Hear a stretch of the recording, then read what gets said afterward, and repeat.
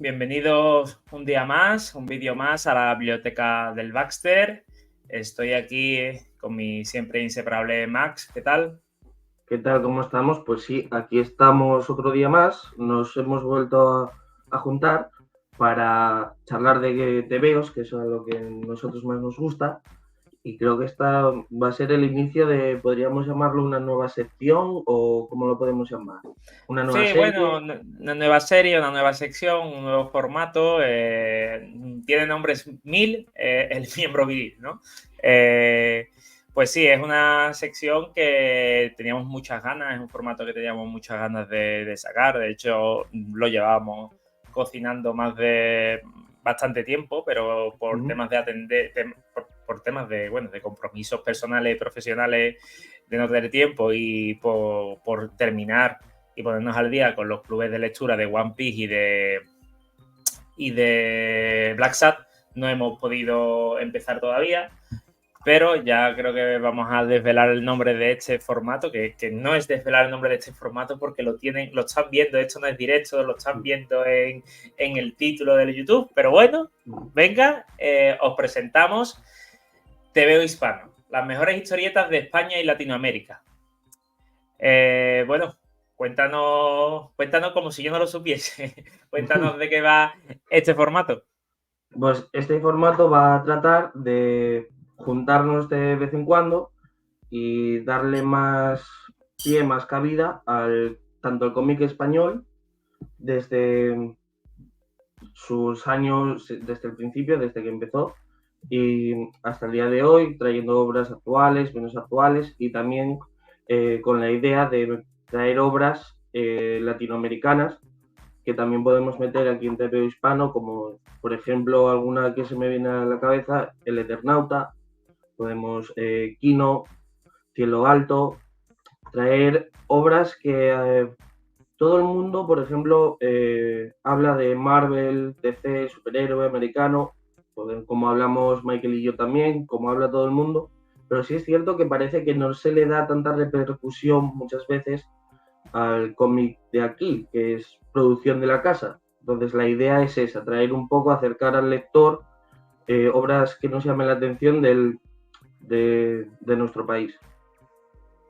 Sí, esto ha sido una idea que ha ido madurando y evolucionando poco a poco, porque en principio pensamos en eso, en decir, oye, pues tendríamos que tener un formato o dedicarle más al TVO español.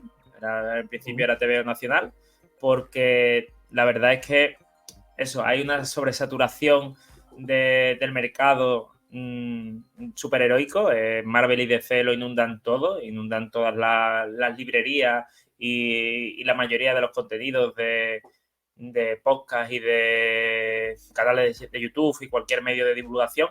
Y creo que había que poner lanzar a la palestra el TVO español. En principio iba a ser el TVO español.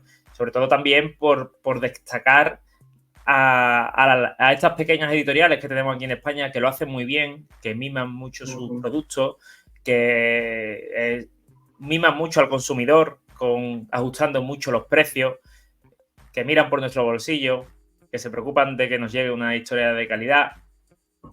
Y en cambio, tanto las editoriales de Marvel y de DC, pues bueno, pues al ser tan grandes como que pierden ese trato directo con el lector.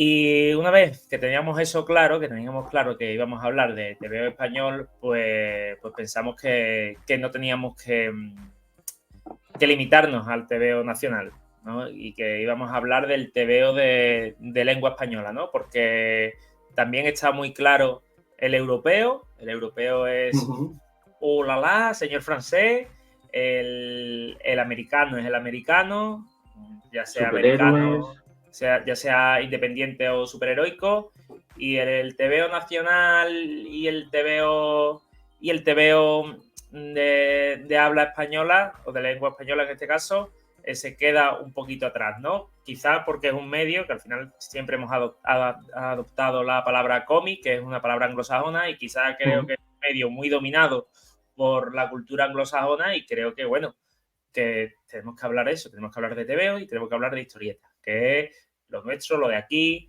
y evidentemente lo de al otro lado del charco, que para algo compartimos lengua, ¿no? Y porque también es uno de los motivos porque todos empezamos leyendo este tipo de tebeos. Claro. No creo que alguien haya empezado en el mundo de cómic, de tebeos, leyendo, que puede ser el caso, pero todo el mundo como primera lectura va a tener algo de esto. O recordará o lo tendrá en casa ya no de él, sino de sus padres, sus abuelos. Diríamos que es el inicio de todo, de lo que hoy en día tenemos el tebeo aquí en España, por lo menos. Entonces, claro, creo que es motivo para darle ese peso, ese hueco que se merece. Sí, principalmente poniéndome a mí como ejemplo, yo puedo decir, bueno, no, yo empecé a leer cómic con el manga. O yo al principio solo leía manga y luego me metí al superheroico y empecé a leer cómic con Spider-Man, por poner un ejemplo, ¿no? O con Batman. Pero realmente no. Realmente ahí soy consciente de que estoy leyendo, cómic y que estoy siendo un lector habitual, un lector que compra, un lector que se interesa por el medio, que ya no se limita solamente a leer un cómic cada cierto tiempo, sino a empaparse de su historia y a estudiar el cómic. Pero si recuerdo bien, seguro que de niño, seguro no, sé que de niño pues había una tira cómica de Mafalda, pues había algún Mortadelo en tu casa, en casa de tu abuela, cuando vas a casa de un colega tenía allí un Mortadelo, cuando, yo qué sé, cuando iba a la consulta del dentista, pues había un Mortadelo o un zipizape allí para leer y realmente es el inicio de todo, ¿sabes? No éramos conscientes de que eso, de que esas historietas formaban una parte de un algo mucho mayor, pero casi todo el mundo, el primer cómic que ha leído ha sido algo español, algo de aquí. Y es más, creo que...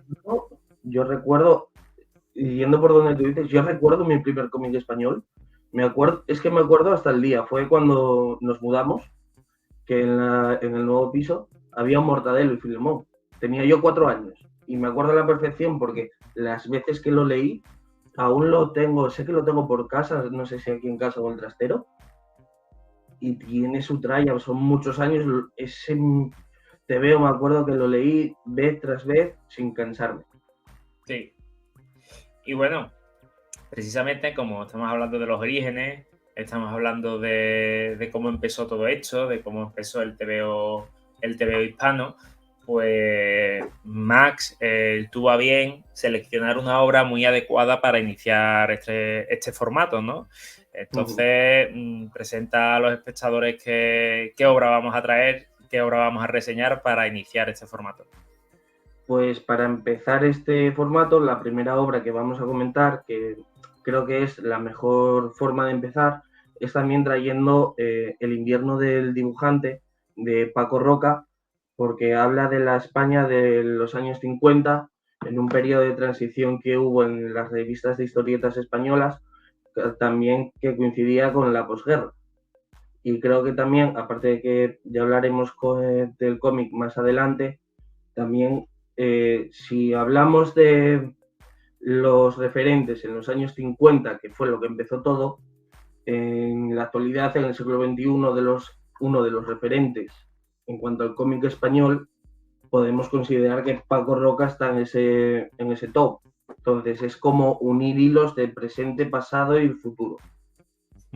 Sí, es evidente que Paco Roca, Carlos Jiménez, actualmente Paco Roca, Carlos Jiménez, Juan Díaz Canales, son autores Teresa Valero, son autores que son primeras espadas, ¿no? De este TVO español en este caso, ¿no? Pero desde TVO de habla hispana creo que son bastante representativos e iniciar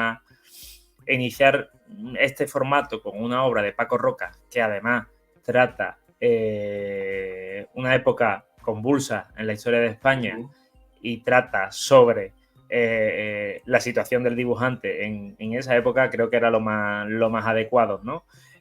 Si te parece, sé que tienes unas notas por ahí, sé que tú controlas mucho más, sobre todo de Paco Roca.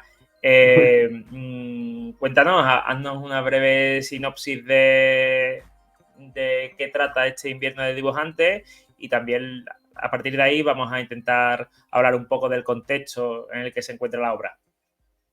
Sí, en plan, el invierno del dibujante trata sobre todo años 1957, 58 y 59, finales de los años 50 aquí en España, que fue la época, durante esa época de la posguerra, donde la historieta española se convirtió en el medio más popular del país. Era entonces una lectura barata que incluso hubo sitios en los que llegaba a alquilarse las revistas por unos 10 céntimos o una cosa así de la época. Y de normal serían los miembros de las clases más populares los que se dedicaban profesionalmente a ella en esos años. En esta época también hubo dificultades a la hora de publicar las revistas y los tebeos, porque, por ejemplo, desde el 41 solo había editoriales que estaban autorizadas por la vicesecretaria de Educación Popular y de la HOMS, que podían acceder a las cuotas de papel necesario dado a las carencias económicas del país. Ya entonces, en este punto, y es que ya no hablamos solamente de las dificultades que había para sacar las historias, sino que además no había muchas veces los recursos necesarios en las editoriales para poder sacarlas a la venta. A ver, como ahora el papel está muy caro. Ya. Ahora el papel está muy caro. Bueno, recopilando, estamos hablando de eso, estamos hablando de un periodo en el que se inserta esta obra, que bueno, que esta obra va, vamos a decir, un poco de qué va principalmente, es de autoría de Paco Roca, El invierno de dibujantes, y se ubica en 1957 cuando 5 dibujantes de la editorial Bruguera deciden independizarse, lanzar su propia revista, Tío Vivo, y bueno, y cuentan todo lo que fue y cómo ese proyecto no llegó a cuajar. No es spoiler porque el TVO empieza ya en las primeras páginas diciéndote que los dibujantes de Tío Vivo vuelven a Bruguera, ¿vale? Trata muy bien la época, trata muy bien el espíritu de los dibujantes y su situación. Y como bien decía Max, eran tiempos convulsos. Ya en el 57 no, pero claro, en los años 40 y en principio de los 50, la carestía de recursos te costaba incluso publicar, ¿sabes? Entonces el gobierno decidía qué se publicaba, para qué había papel y luego la censura. O sea, que era todo muy, muy, muy, muy complicado, ¿no? Y bueno, y aquí los dibujantes encontramos que es una obra donde los dibujantes son verdaderos obreros del dibujo, ¿no? Obreros del tebeo. No son... Ahora yo tengo la consideración de artistas, yo vamos, admiro a todos los autores porque son verdaderos artistas, pero claro, aquí ese concepto de artista no existía, eran verdaderos obreros, ¿no? Claro, en aquella época era una época en la que si no tenías un trabajo fijo, no te aseguraba que al día siguiente pudieras comer, en la época de posguerra. Y todo esto surgió, el cambio donde estos dibujantes se plantaron, aparte de la situación que vivían, es un poco lo mismo que puede pasar a día de hoy también, es que los personajes que ellos crearon y todas las historias no les pertenecía a ellos, sino les pertenecía a las editoriales que publicaban la revista y ellos eran los encargados simplemente de hacer sus páginas y aunque se fueran de Bruguera, los personajes seguían perteneciendo a esa editorial y podían seguir trabajando con ellos, repitiendo historias, creando nuevas con otros dibujantes, cualquier cosa. Es que claro, estamos hablando de eso, de una situación que lo primero que tú creabas un personaje y ese personaje ya no era de tu autoría. Tú los derechos, ya ese personaje, eso era de Bruguera. Al igual que en este caso, bueno, para hacer una equivalencia al mercado norteamericano, al igual que en este caso, no, en este caso Disco ya no sé cómo tenía el contrato, pero Disco, Kirby, Stan Lee, ya no, Stan Lee todos los derechos eran suyos, pero bueno, en el caso de Disco y Kirby tuvieron que luchar por sus personajes y tuvieron que, en cierta forma, más o menos, vérselas con Stan Lee y decir, oye, que Spider-Man es mi creación, ¿no? Oye, que Thor es mi creación, o por ejemplo, Don Head, que creó a Mercurio y la Bruja Escarlata, ¿no? O no, Iron Man y otro más, no sé. Pero bueno, que evidentemente son autores que tuvieron que luchar por la autoría de sus personajes y en este caso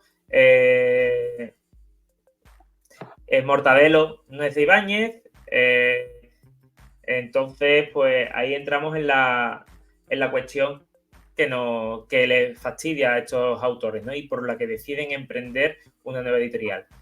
Yo estoy creando mis personajes, te estás lucrando con esos personajes, me estás pagando una miseria por página, porque se cobra por página, y cuando a ti te sale, vuelves a editar esas páginas. Además, teniendo en cuenta la situación, que a lo mejor llegaba un TVO al kiosco, tú te comprabas ese TVO, veías una historia de Mortadelo, veías una historia de Zipizape y decías, bueno, vale, te la leías. Pero a lo mejor a los 4 meses te ponían la misma. Y a veces no solía ser mucho el caso de que comprases la serie regular, ¿sabes? Todos los días comprase esa revista. No tenías todos los pulgarcitos, pero llegaba el caso que, claro, tu colega podía haberse leído la misma historia que tú y se la han comprado en años diferentes. Pero porque, claro, reeditaban. Es que también lo que pasaba en aquella época es que, por ejemplo, nunca se vieron series como Popeye o Flash Gordon o Superman, porque tras la regulación de estos permisos para las publicaciones, el gobierno esperaba que las revistas de historietas actuara como difusora de su ideología del gobierno en aquel momento. Entonces era por eso por lo que había tanta censura. Tenían que ser aprobadas para que estas pudiesen salir en semanal, cuando fuese quincenal, mensual, cuando les tocase, en el almanaque.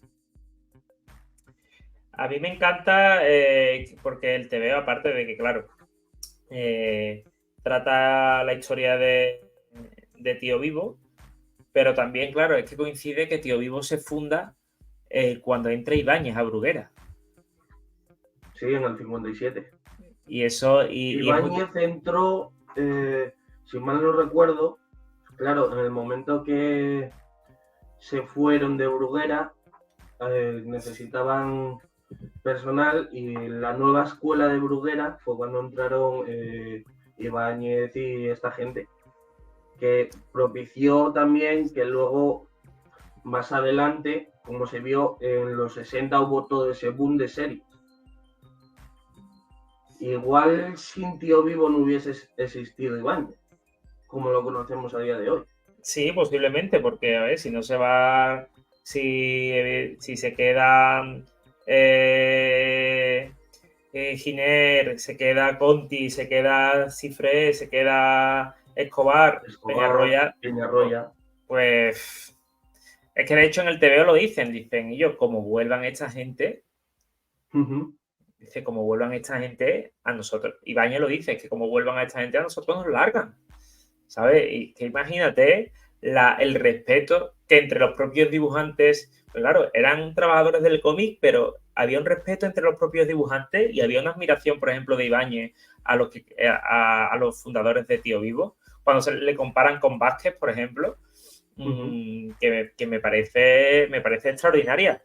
Y evidentemente vemos como Ibáñez se queda y, y se queda, pero le suben mínimamente el sueldo, ¿sabes?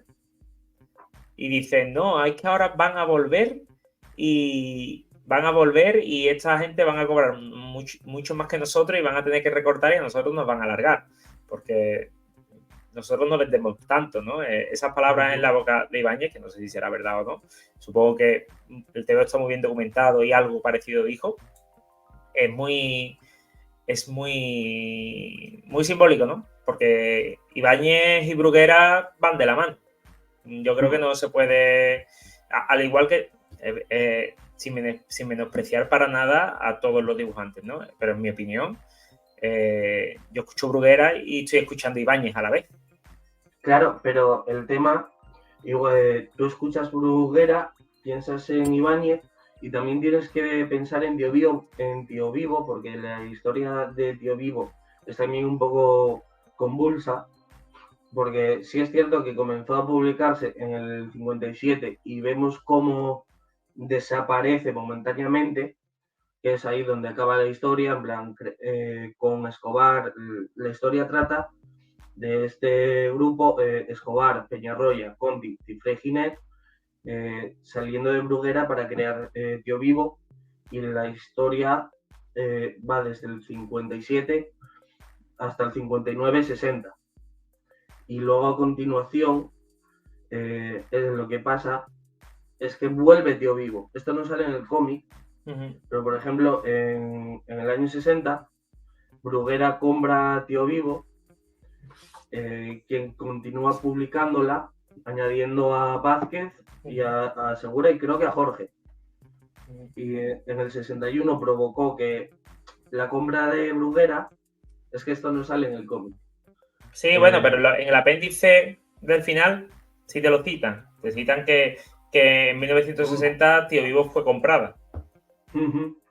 Se hizo el reinicio en la numeración de Tío Vivo. Ya continuaban la mayoría de autores y personajes de la época anterior, de los 50, y ahí fue cuando entró Ibáñez también en Tío Vivo, quien contribuyó creando 13 Rueda del Percebe, Rompetechos, Mortadelo y Filemón. Entonces, es a lo que digo, que sin Tío Vivo, sin la creación de Tío Vivo, tampoco posiblemente conoceríamos la historieta española como la conocemos hoy en día, porque fue lo que provocó la introducción de la nueva escuela.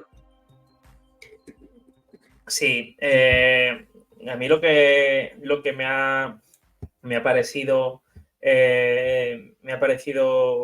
muy significativo de este TVO, en palabras de quien hace la sinopsis de este TVO, Antoni Giral, El invierno del dibujante es una de las poquísimas aproximaciones a esta historia, a la de los historietistas y sus vivencias. Paco Roca la ha hecho con cariño y respeto, pero también con verismo y coherencia con lo que explica. No todo es bonito, pero la verdad es a veces dolorosa. A mí eso es lo que más me ha llegado del TVO. Que realmente, no sé, ¿dónde podríamos haber llegado? Esta escuela, ¿dónde podría haber llegado? Con un entorno, ¿no? Con un hábitat que le hubiese permitido desarrollar aún más su creatividad, en un entorno sin censura, en un entorno democrático. Es que estamos hablando que Bruguera queda como un trapo en este TVO, ¿eh? Bruguera queda como un trapo. Estamos hablando, bueno, Bruguera y el señor editor, el señor González, queda como un trapo. Rafael González queda como un trapo porque, bueno, es el que negocia con los historietistas, y resulta que, bueno, que cuando quieren montar Tío Vivo, se van, le dicen, ya, pues no os vamos a pagar más, os vais, y ya volveréis. Y ya volveréis, le dice, ya volveréis. Y es que les revienta la revista, impide, les boicotea la distribución para que vuelvan y para seguir pagándole la miseria que le pagaban. Es que me parece, y me parece muy, muy gracioso que Vázquez creo que es el que sabe jugar, ¿no? Creo que Sí. Evidentemente también son sus acciones en el TVO, que son bastante indecorosas, pero es el que sabe jugar, no es el que no se lo toma en serio. Es el que le dice, yo págame que se ha muerto mi padre, pero si yo de tu padre le he pagado ya 3 veces el entierro. Y yo, vale, sí, pero venga, adelántame esta página, toma, y le da media página. Me parece que Sí, Vázquez... al final de la historia Sí, sale eso de Bruguera y con Vázquez, en la que le dice, creo que era Navidad, en plan, si me puedes adelantar, estoy aquí terminándote las hojas para entregártelas, si me lo puedes ir adelantando y luego ya las revisarás tranquilamente. Y cuando marcha, ve que solo le hizo la mitad de cada página. y le Vázquez era el más pillo de la época. Sí, y le rompe el lápiz rojo, pero resulta que el otro tiene un montón de lápiz rojo. Es muy complicada esta historia, creo yo, porque te sabe contar la óptica de Rafael González, ¿no? Te da una óptica de tío obsesionado con su trabajo, que creo que era también lo que se le pedía al hombre en ese momento, ¿no? En esa época, ¿no? En una sociedad tan machista, es el hombre que tiene que ser de éxito y mantener a su familia y bajo una censura, bajo un presupuesto limitado y hacer de la editorial que funcionase como un tiro a costa de los artistas que eran simples trabajadores. Es que de verdad me parece que Bruguera funcionaba como pueden funcionar una muy mala empresa actualmente, ¿no? Es en plan, como una empresa de ellos, una fábrica de cualquiera, como puede, yo qué sé, Siemens, no sé, cualquier empresa, Renault, Ford, cualquier empresa de obreros, de operarios, era que me pedís más dinero, irse, ya vendrán otros. Claro. Esto es lo que hay. Claro, mira, fíjate cuando están, creo que es González con Mora, ahora mismo no lo recuerdo, cuando ya marcharon todos estos a crear Tío Vivo, su reacción fue, no nos importa, los personajes son nuestros, tenemos 1000 páginas, 1000 historietas, las vamos publicando de nuevo, tenemos material ahí hasta que se cansen y vuelvan. ¿Sí? Claro, en esos momentos eran momentos de esclavitud, en lo que tú lo haces, pero todo es mío, yo voy a hacer con ello todo lo que quiera. Sí, total. Si te gusta bien y si no también. Es que me parece una situación... Es que es perpéntica, una situación esperpéntica porque habida cuenta que luego vanagloriamos y admiramos a estos artistas, pero no eran, lo dicen aquí, ¿no? Eran obreros de la viñeta, ¿no? No eran artistas, obreros de la viñeta, cobraban por página o por viñeta. Y de trabajar y de... Yo he vivido esa situación también, de estar en el curro de cómo, que no se ha entregado el pulgarcito de enero, pues, y de decirle el responsable, el redactor, bueno, pues vale, nos quedamos trabajando hasta terminarlo. Si nos quejamos a día de hoy de, no sé, es que en esta serie regular de Spider-Man baja el nivel cuando llevan 5 números, qué guay cuando les dejan a los autores tiempo para que hagan algo chulo. Pues imagínate estos artistas si hubiesen tenido tiempo y unas buenas condiciones para trabajar. Pero vamos, estamos hablando de un país que esto es un palito a Bruguera, un palito al país. Estamos hablando de un país que no editó Black Sabbath. Y que creo que criticamos mucho a Bruguera, y por eso queremos hacer este TV hispano, pero la industria del cómic nacional no es que haya estado mucho mejor, ¿sabes? No hay un gigante como Bruguera, no hay una editorial española que produzca tantas revistas o tantos TVOs españoles, ¿no? No hay editoriales ya así. Bruguera la absorbió Penguin Random House y no hay un equivalente. A día de hoy no hay una Bruguera. Sí que está la idea de que Penguin Random House te lancen nuevas historietas bajo el sello de Bruguera, pero a día de hoy no hay nada. Claro, por ejemplo, Bruguera es una revista que original de Barcelona y que se creó en 1910. Entonces sí. Ya llevaba en los años 50 un recorrido, diría que bastante importante. Y por ejemplo, una anécdota de Bruguera es que hasta los años 30 no se llamó Bruguera como tal. Empezó llamándose El Gato Negro. Y fue con la muerte de Juan Bruguera que la heredaron sus hijos cuando decidieron ponerle el apellido. Sí,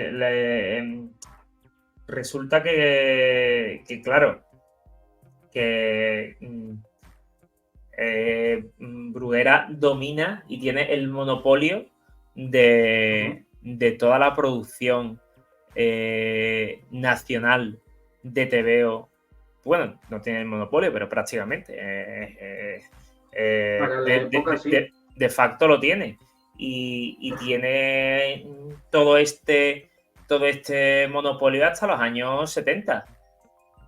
Es que incluso te diría aquí que es más, porque por ejemplo, ya a finales de los 40 empezó TVOs como El Campeón en el 48, Super Pulgarcito, el DDT en el 51, luego también con Tío Vivo cuando la compró, el suplemento de historietas del DDT.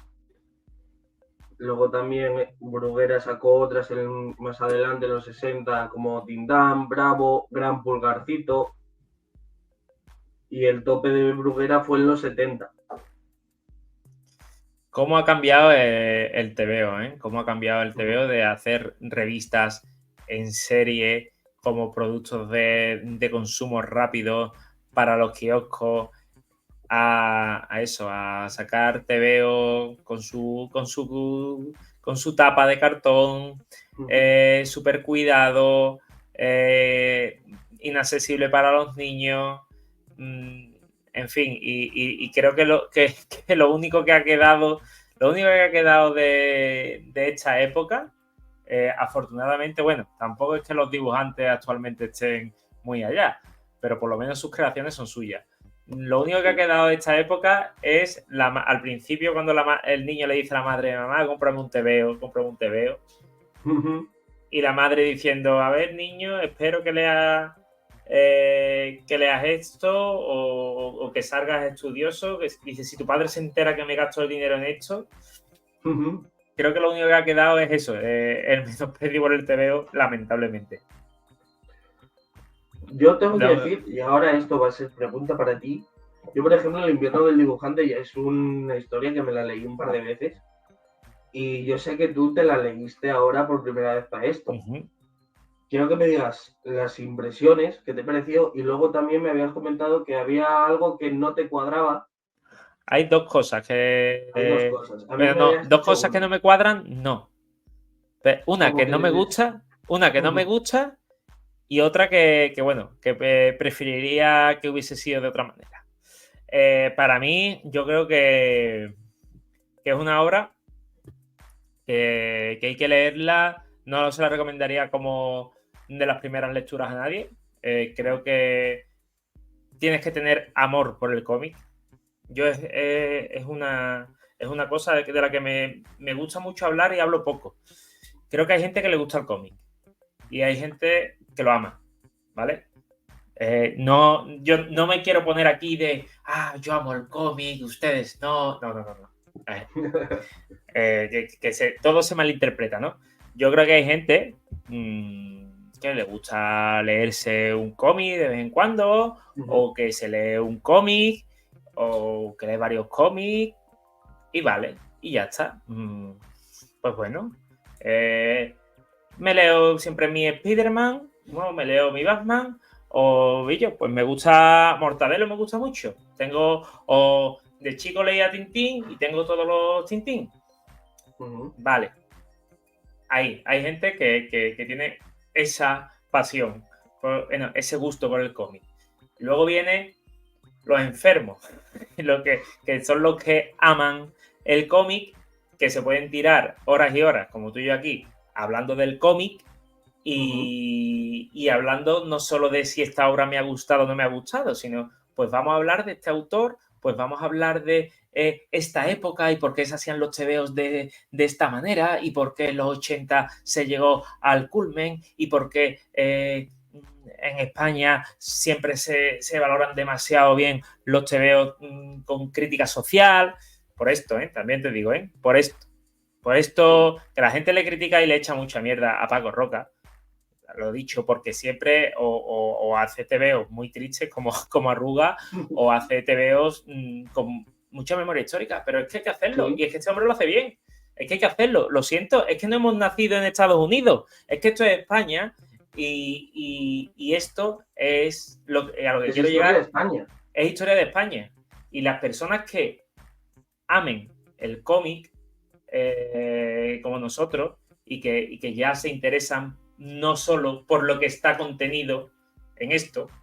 Las personas que aman el cómic no solo están interesadas en esto, sino todo lo que rodea esto, ¿sabes? Todo lo que rodea. Lo que rodea al autor, lo que rodea la época, de por qué se publica, de por qué no se publica. Creo que me explico. Cuando llegues a ese punto, cuando tú llegas a ese punto, es cuando tienes que leer este cómic. Porque vas a darle significado y sentido. Yo me alegro no haberlo leído antes porque ahora le puedo dar significado y sentido, que es el que tiene y es el que debe tener. Primera cosa, me ha encantado, no me ha emocionado tanto como Arrugas, gracias a Dios, menos mal, pues no. Me ha parecido muy buen cómic, una labor de documentación excelente. Creo que consigue lo que quiera el autor, que es mostrar la realidad y mostrar la situación precaria de los dibujantes y mostrar los abusos de Bruguera. Y consigue su objetivo, pero dos cosas que no me gustan, que es muy corto, porque yo he dicho, ¿y yo? Vale, cuéntame más, porque me dicen luego que compran Tío Vivo. Yo qué sé, no, evidentemente no va a haber un Invierno del Dibujante 2, pero pues mira, si en España alguien hace el ejercicio de tocar, aquí se han tocado finales de los 50, pues si alguien toca los 70, que creo que es una época también convulsa, muere Franco, empieza la transición, yo creo que es necesario, es que lo dice aquí, dice, es una de las poquísimas aproximaciones a esta historia, a la de los historietistas y su vivencia. Creo que hay muy pocas obras que se centren en los historietistas. Hay muy pocas obras, hay pocos cómics que hablen de los que hacen cómics. Entonces, por eso lo he visto corto, pero vamos, no es tontería.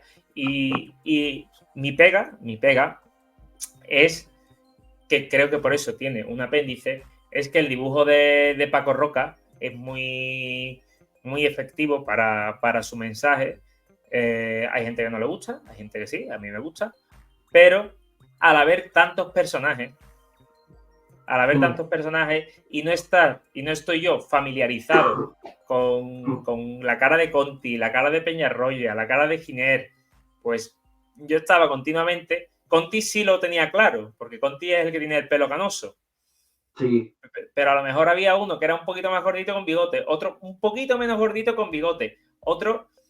Entonces, a no ser que en la propia viñeta, en el bocadillo, se citase su nombre, se refiriesen a él con su nombre, a mí me costaba discernir y distinguir entre unos y otros.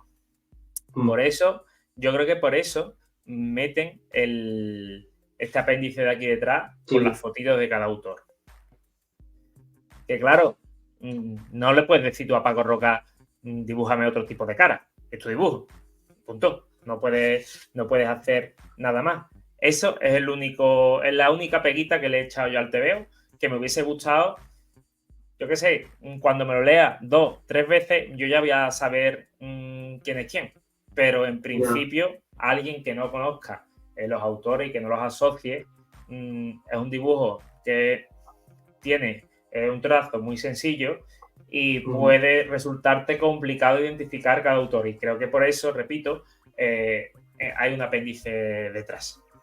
A ver, bueno, pero esto te voy a llevar un poco la contraria, pero también pasa, yo creo que más que apéndice, aparte de para los personajes, como tú bien dices, es como también sirve de pequeña bibliografía de los personajes, pero esto tampoco es que pase solo en obras de este estilo, pero esto también lo tienes cada poco en obras de superhéroes para presentarte el grupo de personajes.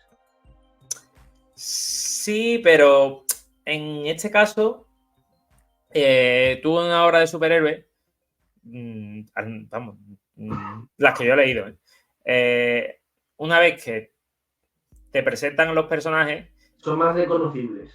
Tú ya son más reconocibles. Pero, y además, en los TV de superheroicos, salvo que te lo escriba Grant Morrison o Alan Moore, el texto, o Bendis, el texto es muy sencillito. Entonces tú casi lo lees en diagonal, tú estás viendo la viñeta. Entonces te fijas muy bien en el dibujo. Pero aquí el texto es muy profundo, entonces te metes mucho y te metes mucho en el diálogo, en la conversación, y yo creo que, claro, a mí me cuesta reconocer a uno o a otro, ¿sabes? Yeah. Entonces esa es mi única pega, que claro, que esto se solventa simplemente, que no es una pega, es una minucia. Un apunte. Es un apunte, se solventa con el apéndice de atrás. Si no hubiese tenido el apéndice, sí sería una pega significativa, ¿no? Pero en definitiva, creo que una vez que tengas, es el TVO ideal para que una vez que desarrolles el amor por el cómic y sobre todo por el TVO español, lo leas. Y me alegro de que hayas elegido perfectamente este TVO para empezar esta sesión, porque creo que es el TVO perfecto. Es que es lo que te decía, es el comienzo de los pilares del TV español como lo conocemos aquí, con los autores más importantes, yo me atrevo a decir, con la editorial más importante que ha tenido España, porque Bruguera es lo que decimos, en plan, ha tenido la más mucho importante. peso en la historia. Es la más importante. Y han salido muchos personajes importantes. Por ejemplo, salió Rafael González, que empezó en el 46 dirigiendo la redacción de Bruguera, que era el encargado en poner en marcha todos los proyectos relacionados con la historieta. Luego también, Víctor Mora, que era el redactor que compaginaba temas de redacción, que también aspiraba a ser guionista, y fue el creador de personajes como Capitán Trueno o el Jabato. También Escobar, que fue partícipe de la autogestión de Dio Vivo, que su compromiso con la República antes de la guerra y posguerra lo llevó a prisión, y fue el creador de Carpanto, Zipizape. Estamos hablando de la historia. Luego Cifré también, Guillermo Cifré, que desde el 45, que fue cuando entró en Bruguera, hasta su fallecimiento, que creo que fue en el 62 o el 63, fue de los autores de la llamada Escuela Bruguera. Hay muchos personajes que a día de hoy, igual por el peso de los años, no se les ha dado tanta importancia, pero que tienen que estar presentes siempre en este tipo de relatos. También Giner, que destacaba sobre tanto en la historia realista y humorística, que fue el dibujante del Inspector Dan, que fue creado por Rafael González. Manuel Vázquez, de los mejores que hubo aquí en España. Hubo varias etapas en Bruguera, que en la primera etapa creó a las hermanas Gilda, la familia Cebolleta o Anacleto, agente secreto. Sí. En plan, son personajes, más que personajes, series que a día de hoy siguen todavía en nuestras casas y no tienen igual tanto peso como se merece. Sí, sí, yo creo que sí, que es la más importante. Bruguera ha sido la editorial más importante en España. Luego sigue el fondo de Bruguera, lo hereda Ediciones B, también hay que decirlo. Y yo creo que a día de hoy, editorial española con un peso quizá equiparable puede ser Norma Editorial. Y que Norma Editorial lleva desde el 77, ¿sabes? Bueno, desde el 81. Entonces, porque luego, bueno, ECC es muy reciente, evidentemente. Castiberri desde el 2001.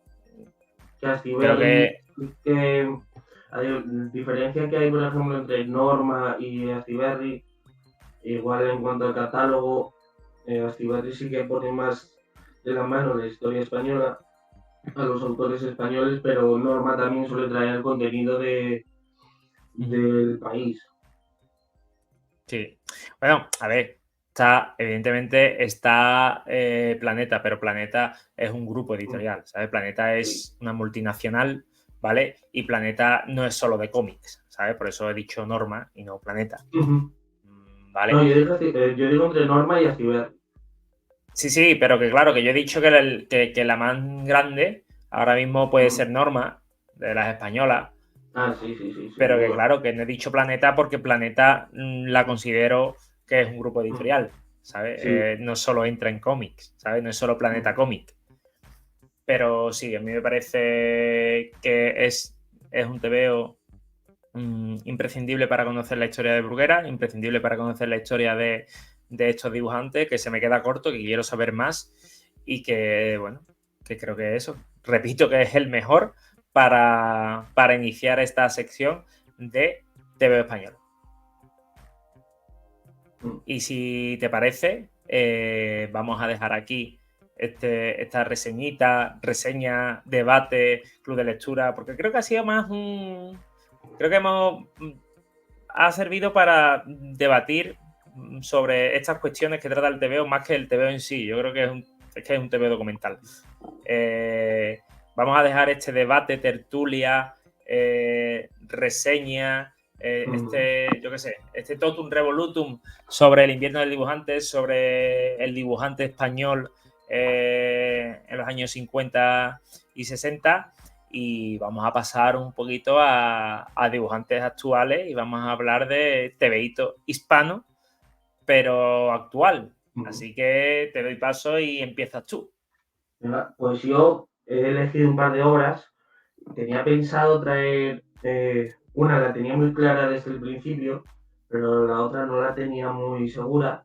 Y al final me decanté por este Villanueva de Javi de Castro, que hoy en día, también siguiendo un poco por los temas a tratar en los cómics, en los tebeos, está en boca de muchos el gran problema poblacional que sufren determinadas zonas del país, que es el despoblamiento, en plan, zonas vacías. Sobre todo esto pasa mucho en Castilla y León, donde las zonas rurales quedan desérticas, porque todos sabemos que Castilla y León es una de las comunidades autónomas de tamaño más grandes del país. Pero todo está delimitado como en núcleos centrales, ya sea León por un lado, Valladolid, Soria, Salamanca, núcleos urbanos muy limitados, y el resto pues tiene muchos problemas de despoblación. La España vacía, ¿no? Tal cual.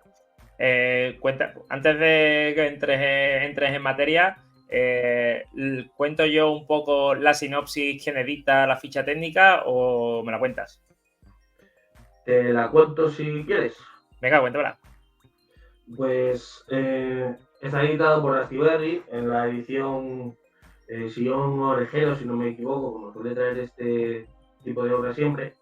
Se publicó en el 2021, sigue disponible, un precio de, no me acuerdo 18 cuál era, euros. 18 euritos. 17 por 24, un poquito menos, un poquito más pequeño que el comic book. Tamaño, para que te hagas una idea, el invierno del dibujante. El mismo formato. Sí, sí, sí. Y cuenta la historia de Miguel y Ana, una pareja joven que tiene deudas y está esperando un bebé. Entonces también está hoy en día que salen noticias de que en determinados pueblos pequeños ofrecen alojamientos gratuitos para repoblar estos pueblos y a la vez que trabajar para la comunidad o ofrecen trabajo y dan casa. Entonces deciden cambiar la gran ciudad por el pueblo, un pequeño pueblito de Castilla y León. Y si quieres te cuento un poco más los entresijos del cómic. Sí, claro, claro. Vale. Uy, para que se me ve aquí.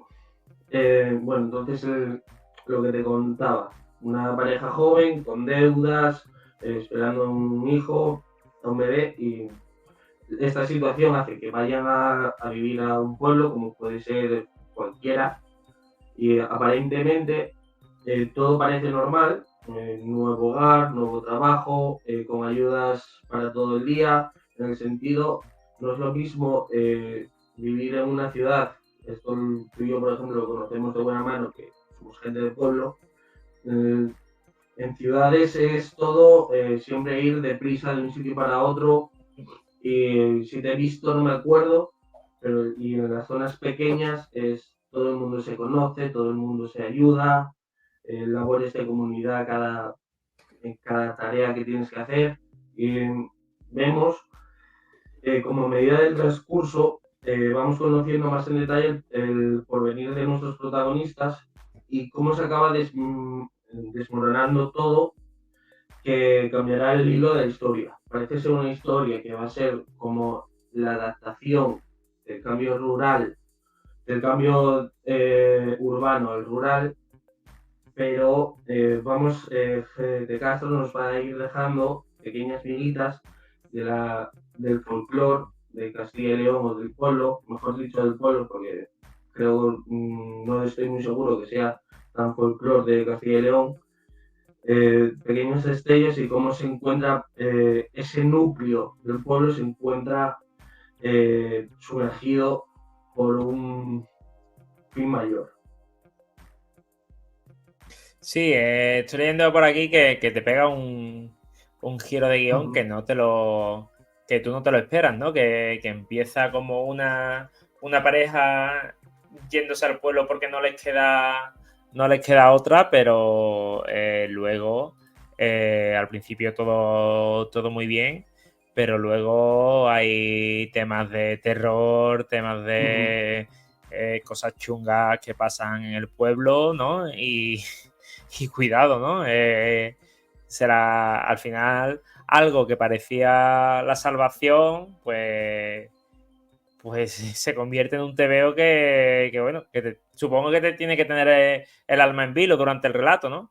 Sí, porque ves, desde el momento de la llegada al pueblo ya te va dejando pequeños destellos que al principio no te das cuenta, pero a medida que empiezas a conocer a los personajes del pueblo, cómo es el trato con ellos, ya vas pensando, no te lo dice, pero ya te deja ver un poco todo el entresijo que tiene ahí armado hasta que el final es una locura.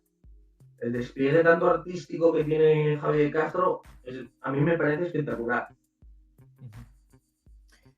Pues si quieres hacemos el repaso de este TVO. Ya hemos dicho bueno, que es Villanueva, editado por Astiberri en su colección Sillón Orejero. Es un cartoné de 160 páginas, 17 por 24, es un poquito más pequeño que el comic book. Autor Javi de Castro, autor completo. Eso, y vale 18 pavos, 7 de octubre de 2021. Espero que, bueno, que a esto le llegue a Javi de Castro. A mí me está llamando mucho la atención por ese girito. A mí me llaman ya, yo soy de pueblo y a mí me llaman mucho los cómics que se basan en los pueblos.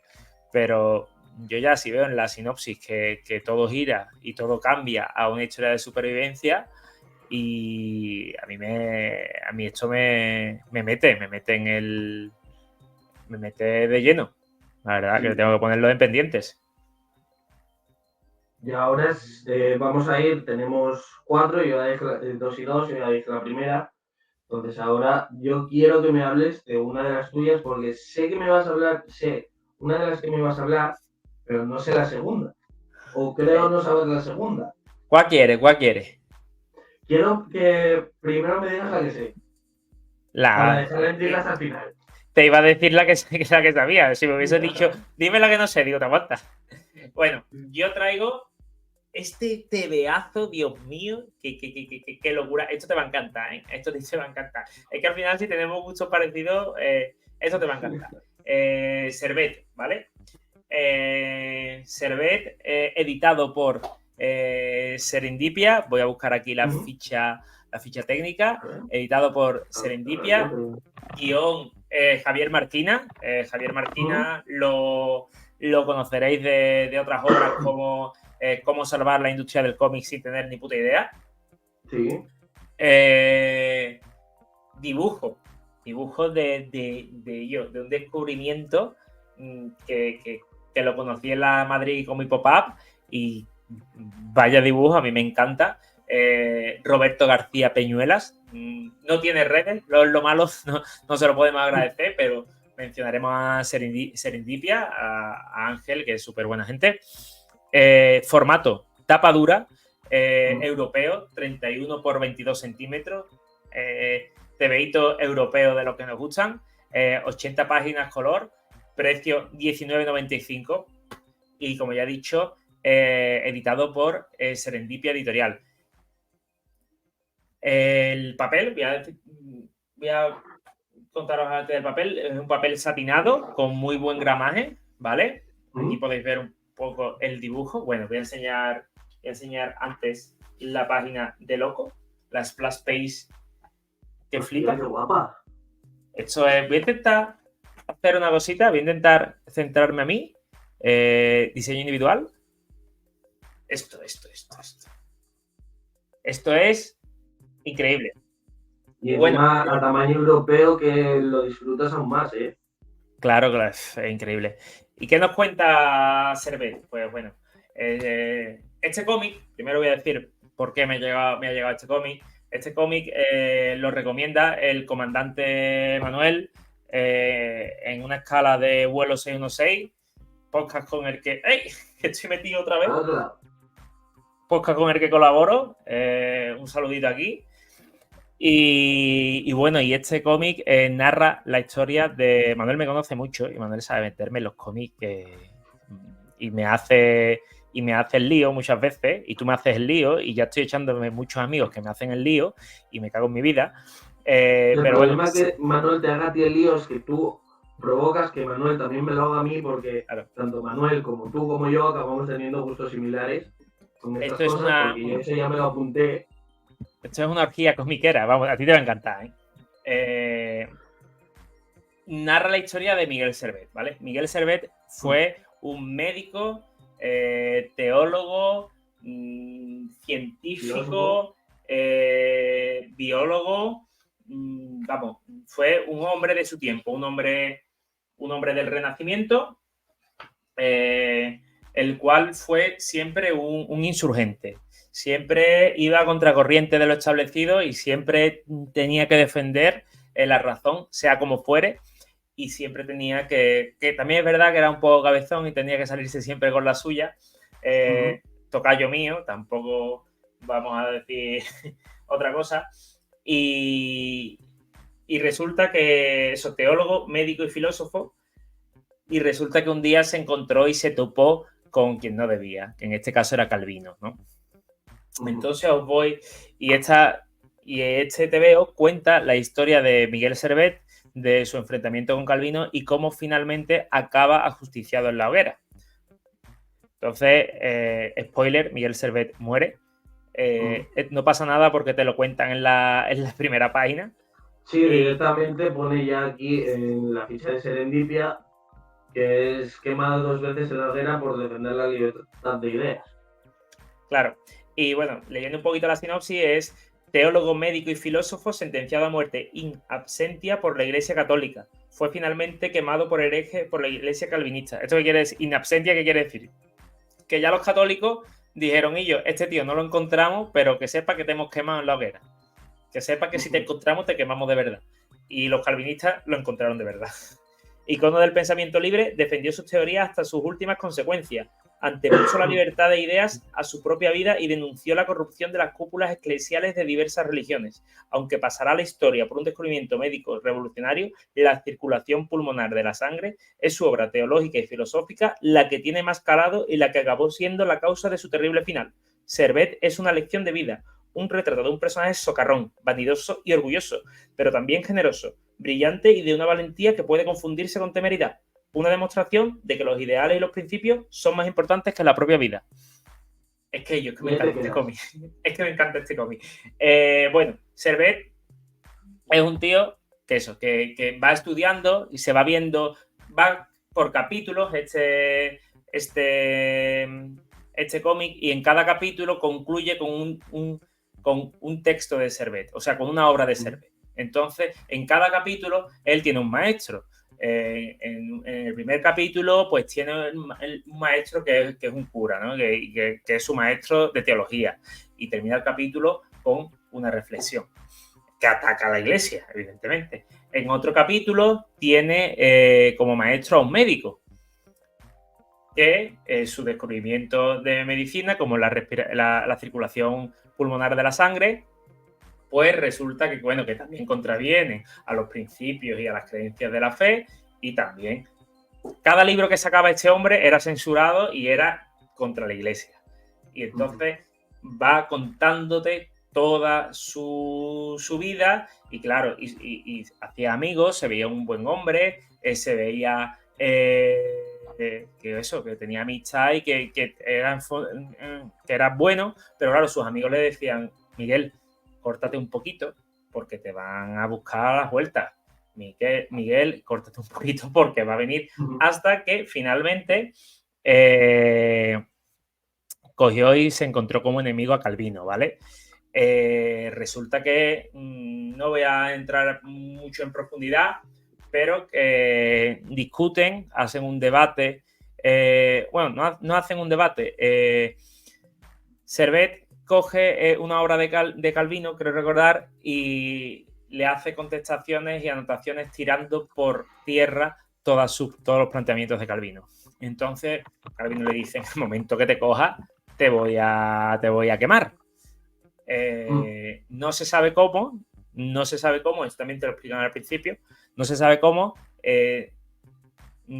Servet huye de todo y tal, y Servet se presenta en Ginebra, que es la sede de los calvinistas, que es donde está Calvino. O sea, el nota estaba a salvo y de repente pues se presenta allí y al final lo ajustician y lo queman, ¿no? Servet es un cómic que es un canto a la razón, que en estos tiempos pues es muy, muy necesario, ¿no? Es un canto contra la imposición, contra el dogma, contra que no se cuestione lo establecido, a favor de cuestionar, de pensar, del libre pensamiento, de debatir, no de imponer nada. Y de hecho, en la primera página cogen una cita de Servet que dice lo siguiente, ¿no?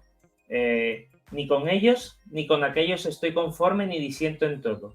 Todos tienen parte de verdad y parte de error, y cada cual descubre el error en otro sin ver el suyo. Servet era un tío que siempre debatía, siempre estaba dispuesto a debatir, siempre era consciente de que todo el mundo tenía fallos y de que se podía aprender mediante el diálogo, y no había para él debatir, cuestionar y poder hablar de ciertas cuestiones no era motivo sobre todo no era motivo para matar, ¿no? Eso lo veréis muy bien retratado, ese pensamiento lo veréis muy bien retratado en una conversación que tiene con Calvino, de la que no quiero contar más porque no quiero descifrar más el cómic, ¿vale? Poquita cosa más, de verdad. El dibujo ya os lo he enseñado, ¿no? Voy a ponerme el diseño individual un momento para enseñar el dibujo. Estoy viendo el dibujo aquí en la ficha de Serendipia, la verdad es que está muy guapo. El dibujito. A ver. No sé si encuentro por ahí una... Bueno, para los que nos escuchen en iVoox, que busquen el dibujo en la ficha, en cualquier reseña. A ver si encuentro... Es que es muy bueno, es muy bueno, es muy bueno. ¿Vale? Y lo que digo yo siempre, ¿no? Mira, aquí esto es la primera página, por ejemplo. Te explican cómo sufre el cuerpo al quemarse. Lo que sufre el cuerpo en una hoguera, que si se te llenan los pulmones, que si la piel se te quema, que si inhalas dióxido de carbono y te mueres y eso es lo mejor que te puede pasar, pues eso, ¿no? Es que de hecho, bueno, esta es la primera página, ya muere Miguel Servet. Esto es la firmita de Roberto García Peñuelas, súper chula. Y también hay que decir el mimo que tiene Serendipia con esta edición, porque un cómic histórico que tiene este pedazo mapa en las cubiertas interiores, esto es... Yo que soy historiador, esto es, de verdad, muchas gracias Serendipia, muchas gracias Javier Marquina, muchas gracias Roberto García Peñuela, y como verás, aparece otro nombre aquí, que es José Luis Corral, sí, que es el historiador asesor para esta historia. Muy buen detalle, al final de la página, al final del cómic, Miguel Servet, La utopía y la ficción del corazón, hay una reseña histórica. Esto aquí hay un tío y además que lo han puesto, que hay tebeos en los que no ponen ni al colorista ni al entintador, han puesto quién ha hecho la reseña histórica. Entonces, solo puedo decir que chapó. Mira, y aquí hablándote, al igual que pasa en el invierno dibujante, aquí te sale un avión con la cara de los personajes. ¿Vale? Entonces, muy, muy bueno. Yo, la verdad, una de las grandes sorpresas de 2023. Servet, editado por Serendipia Editorial, 19,95, 31 por 22 centímetros, tamaño europeo, a color, y ya dicho, Javier Marquín al guión, Roberto García Peñuela y José Luis Corral en la reseña histórica. Y ahora pasamos a la siguiente obra que nos va a traer Max, que bueno, que también es un pendiente porque creo que tiene algún premio, me parece a mí, ¿no? Sí, me suena, no sé si conoces el Premio Nacional del Cómic, si te suena ese galardón. Primera noticia. 2022, Paco Sordo, El Pacto, Premio Nacional del Cómic en el año pasado, el año 2022, El Pacto, Paco Sordo, editado por los amigos de Nuevo 9, 18 euritos. Mira, tengo aquí la ficha técnica en la web. Esta es la primera edición, porque hay una segunda edición en la que aquí debajo de grandes novelas gráficas te viene con la famosa pegatina de Premio Nacional del Cómic. Claro. Como te decía, 18 euros, tamaño 24 por 17, mismo formato que el invierno del dibujante, 112 paginitas, cartoné. ¿Y qué pasa con esta obra? Yo, en el momento que dimos con la tecla de cómo íbamos a hacer este primer programa, por un lado hablar más en detenimiento del invierno del dibujante y luego traer un par de reseñas más españolas, yo me decanté por El Pacto, porque en ella vamos a conocer, nuestro protagonista es Miguel Gorriaga, que es un aspirante a dibujante en la Barcelona de los años 50, que está dispuesto a todo por conseguir hacerse profesional. ¿Qué pasa? Volvemos Barcelona, años 50, ¿de qué te suena? Me suena de Bruguera, ¿no?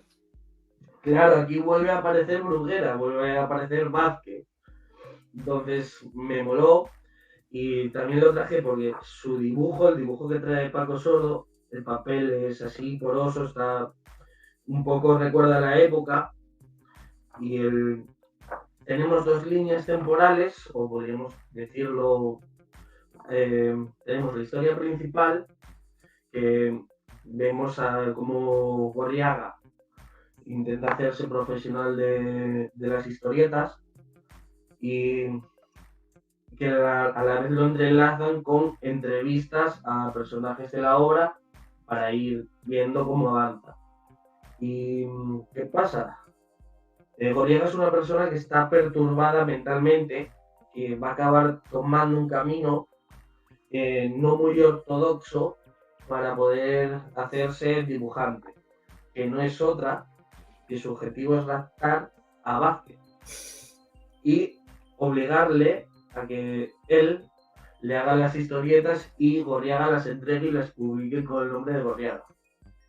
La premisa a mí, en el primer momento, no me acuerdo cómo llegué al cómic, porque claro, esto ya es del año pasado y me atrevería a decir que es hasta el 2021, pero lo vi, según lo vi, me flipó por el tema de años 50, volver a Bruguera, eh, la, la movida de intentar hacerse dibujante en esos años, los medios no tan ortodoxos que son como raptar a secuestrar. Estamos hablando de que secuestra a Vázquez para hacerse el famoso. Porque Miguel Gorriaga, un aspirante a dibujante en la Barcelona de los años 50, está dispuesto a hacer cualquier cosa para convertirse en un profesional.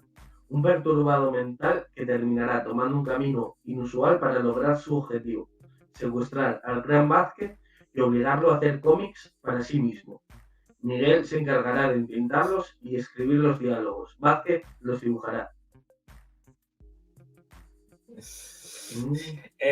Paco utiliza los códigos estéticos de las historietas de humor de Bruguera para contarnos una historia sórdida donde realidad y ficción se entremezclan, ofreciéndonos una versión alternativa de la historia del cómic patrio. Solo con la premisa que ella te vende Nuevo 9, tanto en la ficha que aquí con el cómic, en plan, ya es motivo para leer. Luego, sabiendo que tiene un premio nacional del cómic, que si lo tiene por algo es, me parece un buen punto para traer también en este primer programa,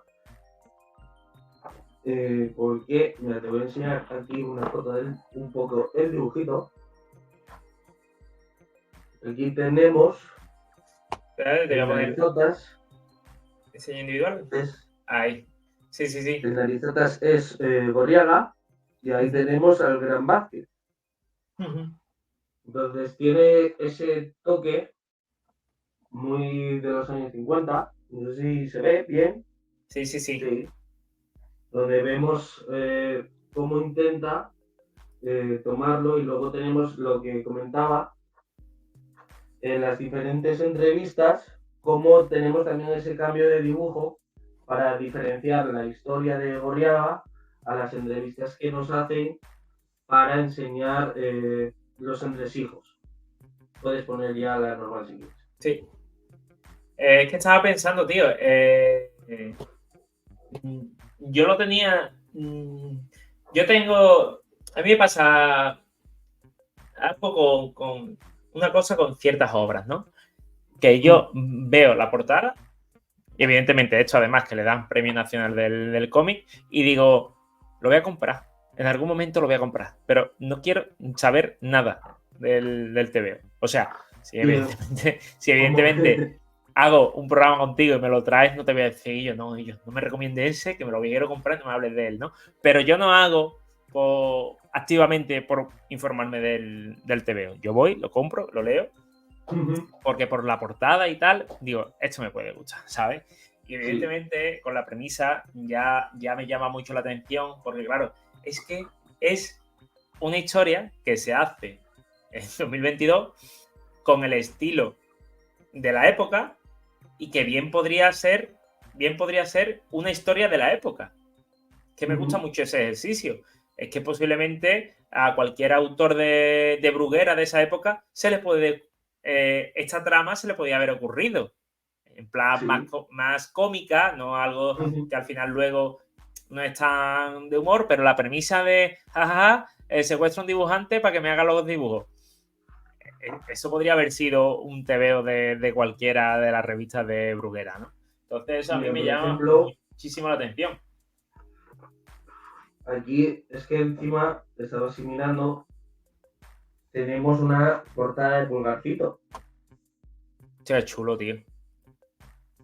Tenemos una portada de Pulgarcito y aquí tenemos los entrevistadores, como te comentaba, que aquí deja el nombre. Por ejemplo, aquí este es Ricardo Peregrina, historietista, y también al final sale, como veíamos en los anteriores, sale la gente que sale entrevistada y que ha ayudado en el cómic. No lo veo, en plan, por ejemplo, ahí tenemos a un par de personas muy reconocidas. Sale el Gran Ibáñez, Francisco Ibáñez, Carlos Areces, Ricardo Esteban, Ricardo Peregrina, Rovira, José Luis Vidal y lo que te comentaba. Puedes ponerlo en la normal. Y un detalle muy importante que sale en la ficha, que aquí no sale en el cómic, pero Miguel se encargará de pintarlas y escribir los diálogos Vázquez de dibujarlas. El resultado, inesperadamente, es un enorme éxito y es una historia marcada en la época en la que algunos autores de la editorial Bruguera la abandonan para montar la revista Tío Vivo. Coincide justamente en la época del invierno del dibujante que hablábamos al principio. Sí. Y además se llama Miguel también el protagonista, va la cosa muy dedicada, vamos. Tío, me llama mucho la atención y además Vázquez precisamente no elige a otro, sino a Vázquez. Entonces, el más cachondo, ¿no? El más pillo, el más pícaro, es el que secuestra a Vázquez. Me parece, bueno, evidentemente, ¿qué voy a decir? De un premio nacional del cómic, ¿no? Me parece muy bueno, me parece que Nuevo 9 hace las cosas muy bien. Estamos hablando de TV Hispano, queremos poner las editoriales en alza y antes has traído tú a Astiberri, yo he traído a Serendipia y ahora traemos a Nuevo 9. O sea, ejemplos de editoriales que hacen bien las cosas. Hacen bien las cosas, ajustan los precios. Yo cuando veo estos TVOs digo, ¿cómo es posible que saquen estas calidades con estos precios, estos tipos de papel? Y encima de todo eso, buenas historias, ¿no? A mí me parece increíble. He visto que incluye un prólogo del coleccionista Carlos Areces, del actor Carlos Areces, que ese tío tiene todo de Ibáñez. No sé, vamos, Carlos Areces es muy de Ibáñez y tiene un especial. Tiene una entrevista con El sentido de la birra que dura 3 horas y mucho es hablando de Ibáñez. Es un enamorado de Ibáñez. Tiene muchas cosas de Ibáñez, vi también en otros vídeos que la colección que tiene es muy, muy grande.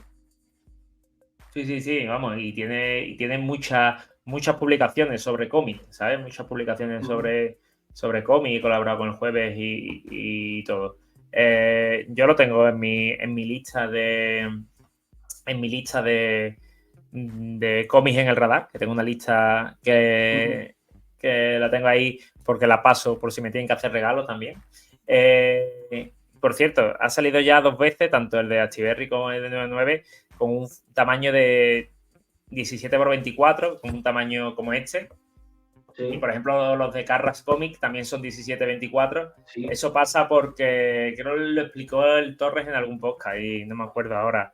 Es por el tema de los pliegos de papel, que resulta que es más viable, más rápido, más barato y más rentable imprimir en 17-24 que 17-26, que el comic book americano, que esa es la medida de sus pliegos, y aquí el pliego de 17-24 es mucho más rentable y más fácil, ¿sabes?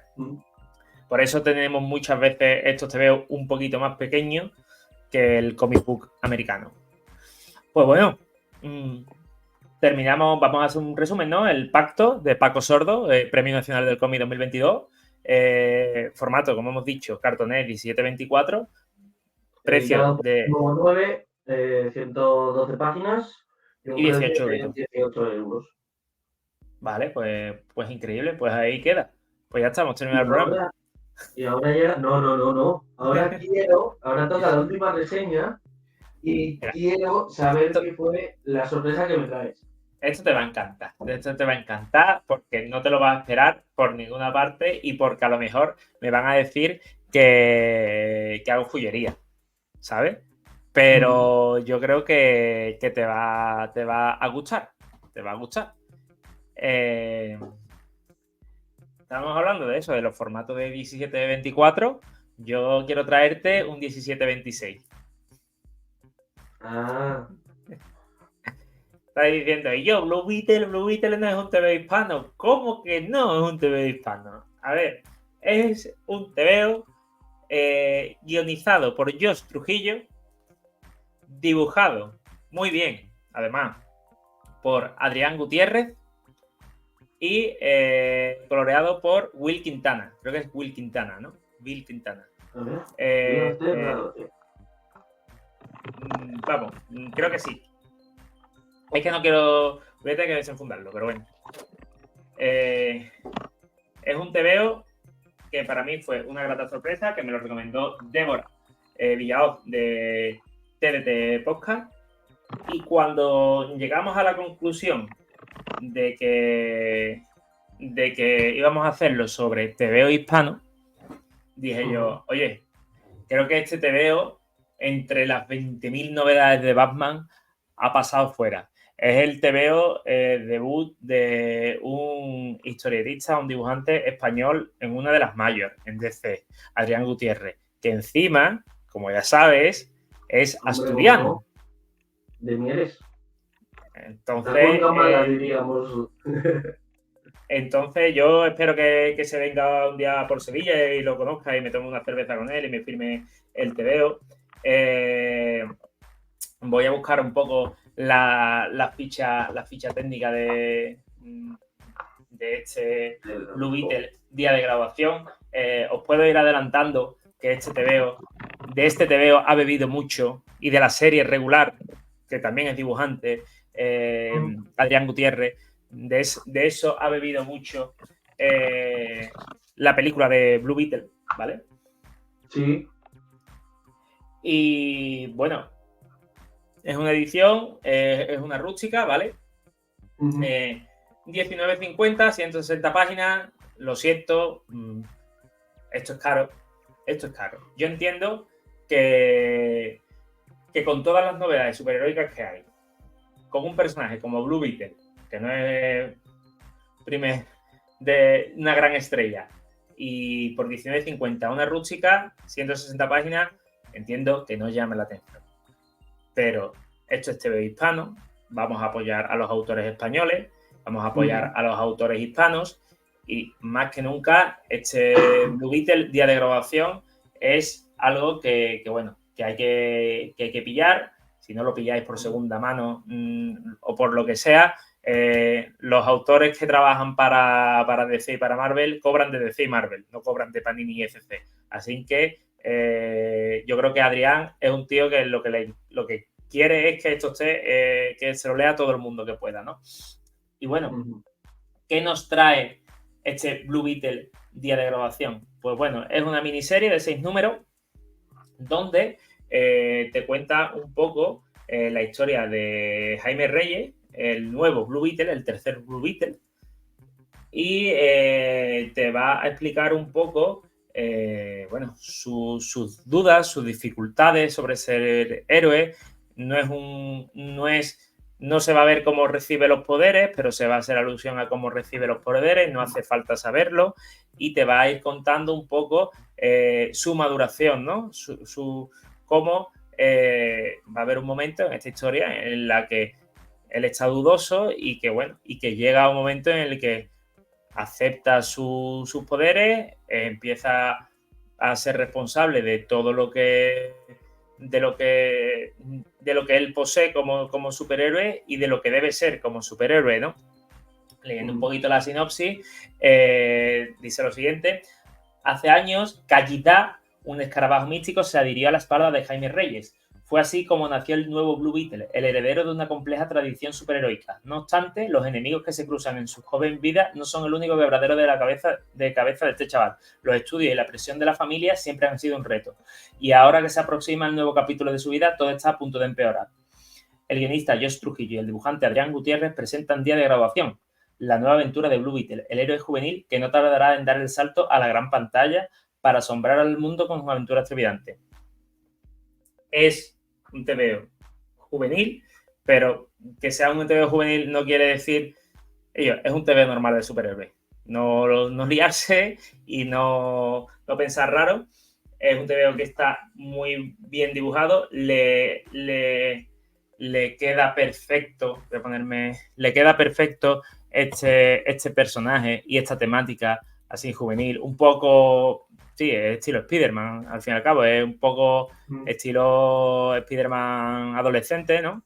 Le viene perfecto el dibujo de Adrián Gutiérrez, un dibujo muy dinámico, es un dibujo que viene muy bien para eso, para los poderes de Blue Beetle, para hacer 20.000 virguerías con el escarabajo. Está muy guapo, ¿eh? Este chaval dibuja bien. Si ya lo has cogido de este chaval dibuja bien. Por algo será. Por algo será. Si están de DC, por algo será. Y a mí me ha gustado mucho porque claro, me da mucha ilusión ver cómo dibujantes españoles siguen adelante con su talento y siguen inundando el mercado de las mayors. Y es una historia sencillita, te la lees, entretenida. Evidentemente no tiene unas cotas de calidad, esto no va a ser un paradigma en el mundo superheroico, pero yo creo que trata bien al personaje, nos presenta un personaje y nos da todas las características de este personaje, nos diferencia este Blue Beetle de los otros, y ya para las próximas series de Blue Beetle deja sentado unas bases de cómo es la psique de este personaje. Y también, claro, estamos hablando de un personaje hispano, un personaje latino, con su familia latina, que tiene poca tiene pocos recursos, una familia de extracción humilde pero no pobre, que eso es lo que quiero llegar, que asociamos los hispanos en Estados Unidos siempre a lo pobre y no, es simplemente humilde. Y sobre todo eso, que no tiran de ningún tópico latino, ¿sabes? Es una familia hispana en Estados Unidos, totalmente integrada, y ya está. Y no hacen ningún cliché, ningún tópico, ni nada. Es un TVO muy entretenido, es un TVO que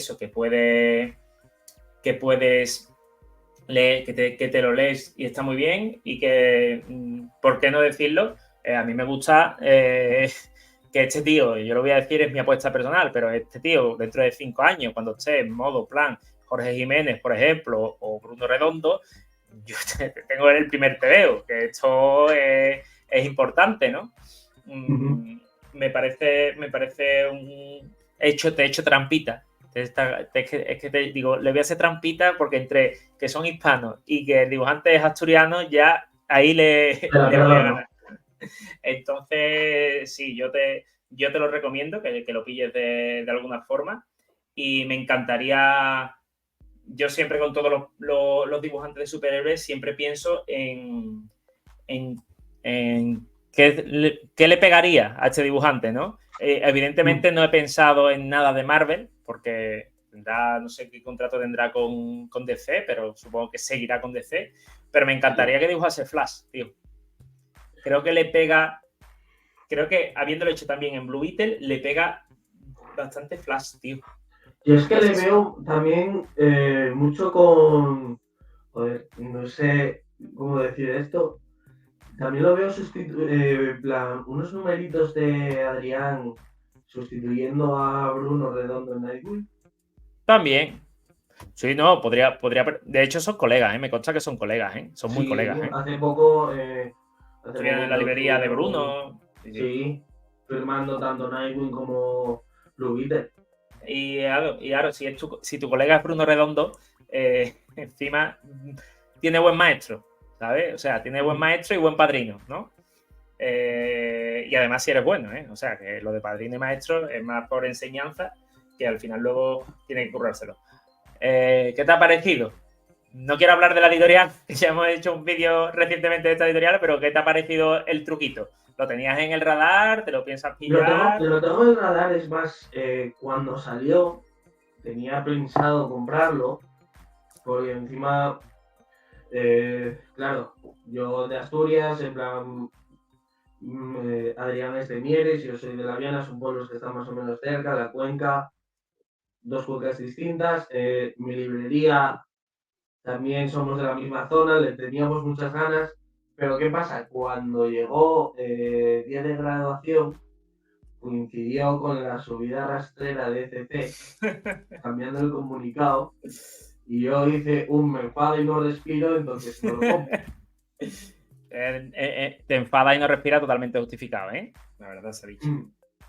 Yo te puedo decir lo dejé ahí en barbecho, donde sí le tengo muchas ganas, la verdad. Yo te puedo decir que este cómic lo pillé yo de segunda mano. No sé si te lo comenté. No sé. Y lo pillé por 8 euros. Me salió a 11.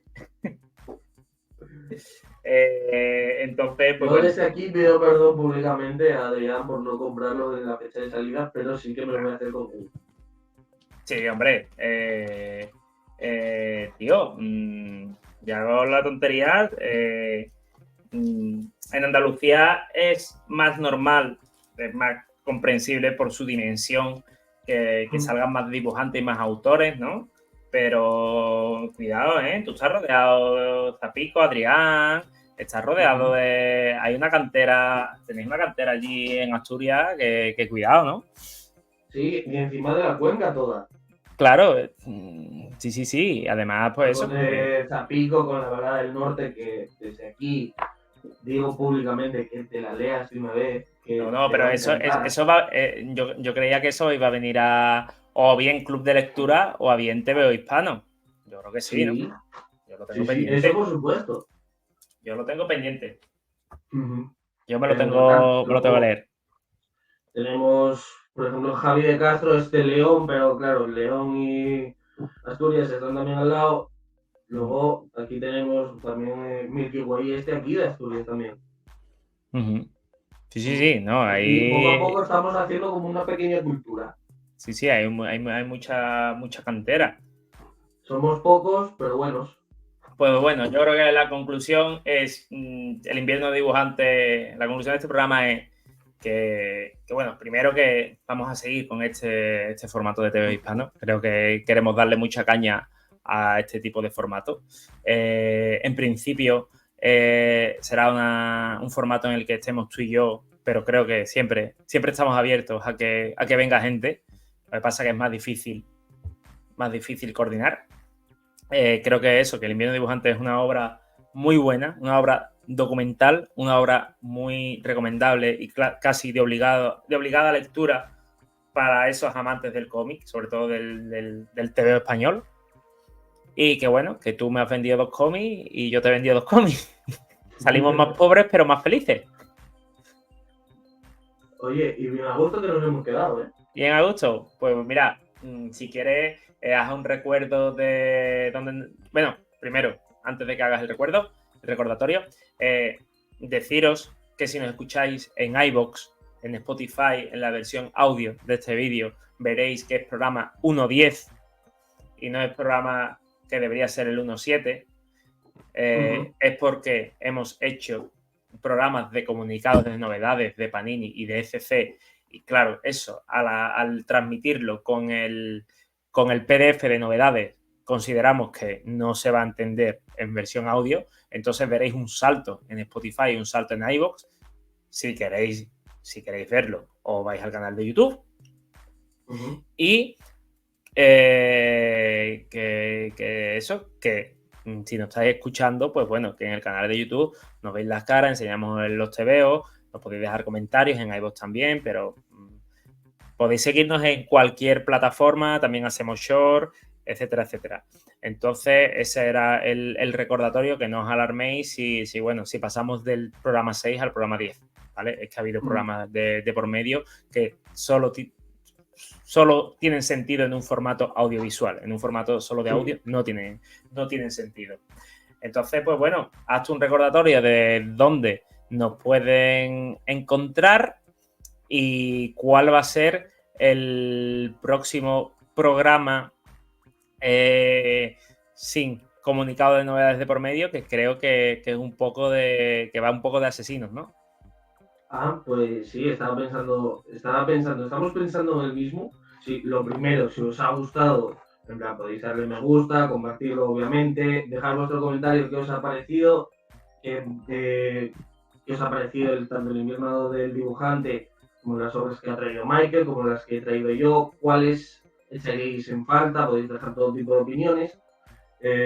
Podéis seguirnos tanto en Twitter como Twitter X, como en Instagram, en la Biblia del Baxter, que ahí sí estamos más activos, sobre todo en Twitter, compartiendo noticias, lecturas, en Instagram reseñando cómics que leemos más asiduamente.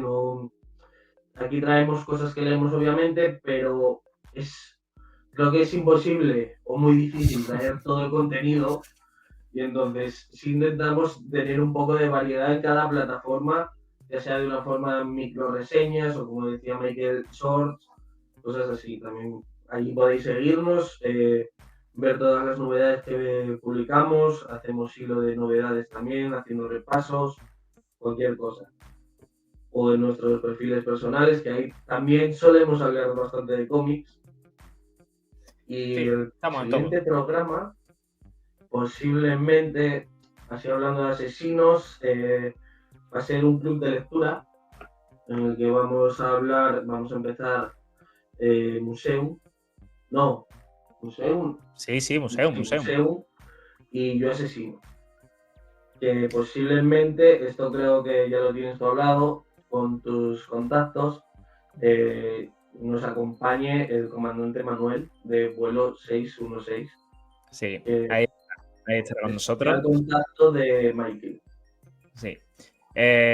Hablaremos eso de Museum y de Yo Asesino, un manga y un TVO español, la diferente visión en cada tipo de TVO de lo que es un asesino en serie. Pues eso, nos podéis encontrar en YouTube, en iVoox, en Spotify, en Twitter, en Instagram. Y aquí nos despedimos, ¿no? Sí, lo dicho. Pues En la próxima nos vemos. hasta la próxima, señores.